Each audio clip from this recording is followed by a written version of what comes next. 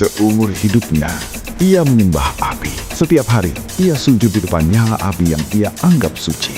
Tapi pada satu malam, ketika ia menantang api untuk membakar tangannya, sesuatu yang mustahil terjadi. Api itu menolak membakarnya. Dan sejak malam itu, hidupnya berubah selamanya.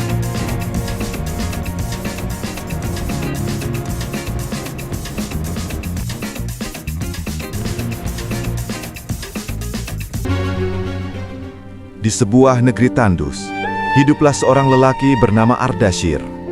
Sejak kecil, ia dibesarkan dalam keyakinan bahwa api adalah perantara Tuhan.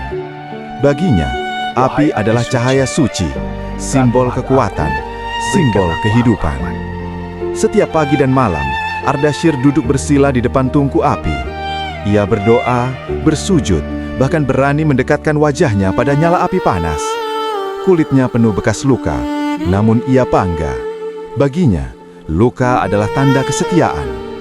Namun suatu hari, datanglah seorang musafir muslim. Ia melihat Ardashir sedang menyembah api.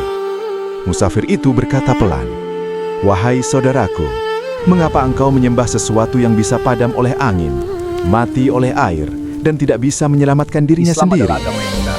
Ardashir tersenyum sinis. "Api adalah Tuhan yang memberiku cahaya. Kalau Tuhanmu benar, buktikan." Musafir itu menjawab dengan tenang, "Tuhanku adalah Allah, Tuhan yang menciptakan api itu sendiri." Kata-kata itu menghantam hati Ardashir, namun egonya menolak kalah. Malam itu, Ardashir membuat sebuah tantangan. Ia berdiri di depan api besar yang menyala liar. Dengan suara lantang ia berkata, "Jika Tuhanmu benar, lindungi aku dari api ini." Dengan penuh keberanian, Ardashir memasukkan tangannya ke dalam kobaran api. Orang-orang yang melihat menutup mata. Mereka yakin tangannya akan hangus. Namun, detik demi detik berlalu. Api itu menyala, tapi tangannya tidak terbakar, tidak melepuh, tidak menghitam, tidak terluka. Ardashir gemetar, air matanya jatuh. Untuk pertama kalinya dalam hidupnya, ia menyadari api yang ia sembah tidak punya kuasa apa-apa. Ia hanya makhluk. Yang Maha Kuasa adalah Allah, Tuhan semesta alam. Dengan suara bergetar di hadapan semua orang, ia bersujud dan berkata, "Aku bersaksi, tiada Tuhan selain Allah, dan Muhammad adalah utusannya." Malam itu, api yang ia sembah seumur hidup, ia padamkan sendiri. Bukan karena api itu jahat, tetapi karena ia sadar yang layak disembah hanyalah Allah yang Maha Esa, Maha segalanya.